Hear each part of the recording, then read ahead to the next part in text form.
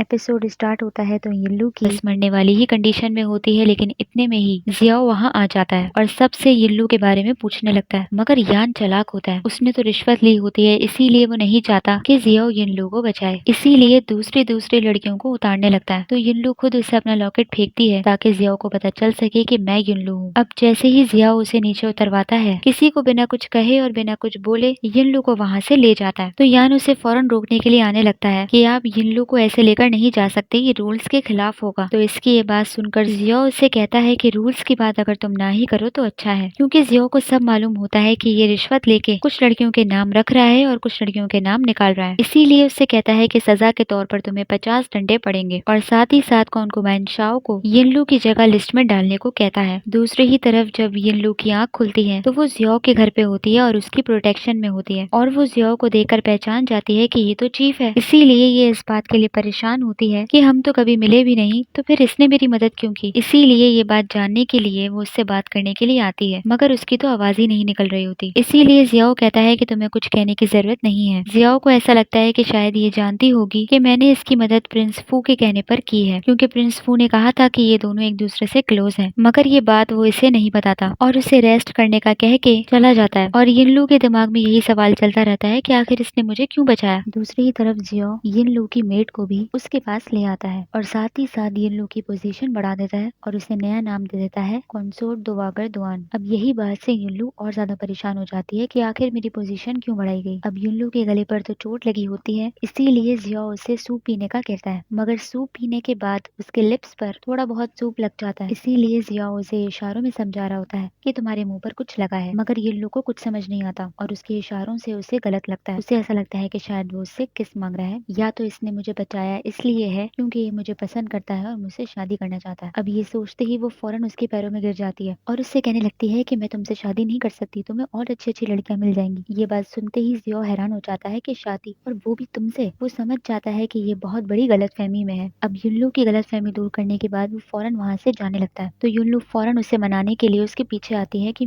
मुझे गलतफहमी हो गई थी, और जियो को मनाने के लिए वो उससे कहती है कि आज से हम दोनों सिस्टर्स हैं। और वो सिस्टर्स इसीलिए कहती है क्योंकि एक और बात सामने आती है कि जियो ने अपने आप को कास्ट्रेटेड मैन में रखा होता है, जबकि असल में वो होता नहीं है। इसीलिए युल्लू उसे कहती है कि आज से हम सिस्टर्स हैं। ये बात सुनते ही जियो उसे गुस्से से देखने लगता है, तो वो फौरन बात चेंज करके कहने लगती है कि चलो हम आज से दोस्त हैं। अब जाते जाते जियो उसका हेयर पिन ले जाता है। अब जियो के जाते ही युल्लू बहुत ज्यादा घबराने लग जाती है, क्योंकि इसे डर लग रहा होता है कि जियो ने मेरी जान क्यों बचाई, कहीं मैं किसी और बड़े खतरे में ना फंस जाऊं। दूसरी ही तरफ जियो युल्लू का हेयर पिन प्रिंस फू को लाकर दिखाता है ताकि इसे सबूत दे सके कि मैंने युल्लू को बचा लिया है, और अब इससे कहता है कि अब वक्त है कि तुम मेरी हेल्प करो। जियो प्रिंस फू से कहता है कि तुम्हें मेरी मदद करनी होगी प्रिंस रोंग को रोंगान की कैद से बाहर निकालने में। ये बात सुनते ही प्रिंस फू इसकी हेल्प करने से मना करने लगता है और अपने रोने रोने लगता है कि मेरी कोई हैसियत नहीं है, मैं तुम्हारी कैसे मदद कर सकता हूँ। पहले तो जियो उसे काफी मनाने की कोशिश करता है कि क्या तुम चाहते हो कि क्वीन रोंगान इस पैलेस पर हुकूमत करने लग जाए, और उसे काफी समझाने की कोशिश करता है, मगर प्रिंस फू तो मान ही नहीं रहा होता। इसीलिए उसका जमीर जगाने के लिए उससे कड़वी बातें करने लगता है कि तुम्हारी मदर को भी फ्रेम करा दिया गया था, तुम तो उन्हें भी ना बचा सके, और अगर अब तुम्हें अपनी फिक्र नहीं है तो कम से कम यिल्लू का ही सोच लो। अब प्रिंस फू को काफी सुनाने के बाद जियो जैसे ही जाने लगता है तो प्रिंस फू उसे रोक लेता है और उससे कहता है कि मैं तुम्हारी मदद करने के लिए तैयार हूँ। दूसरी ही तरफ जियो अपनी दाढ़ी को ना बढ़ाने की मेडिसिन ले रहा होता है ताकि किसी को इस पे शक ना हो, मगर ये दवाई इसके लिए नुकसानदेह है। यही बात इसका सर्वेंट काउचन इसे समझा रहा होता है। साथ ही साथ जियो क्वीन रोंगान के पास आता है प्रिंस रोंग से मिलने के लिए, वो भी बहाने से क्योंकि ये किसी को मिलने जो नहीं दे रही होती, और उससे कहता है कि मुझे उसके कपड़ों का नाप चाहिए, इसीलिए मैं उससे मिलना चाहता हूँ। मगर रोंगान इसे भी मिलने नहीं देती और कहती है कि मैं उसके कपड़ों का बंदोबस्त खुद ही कर लूंगी। और साथ ही साथ रोंगान इतनी बेरहम होती है कि अपनी मेट की छोटी छोटी गलतियों पर भी उन्हें मारने तक की सजा दे रही होती है, और इसकी सारी हरकतें जियो देख रहा होता है,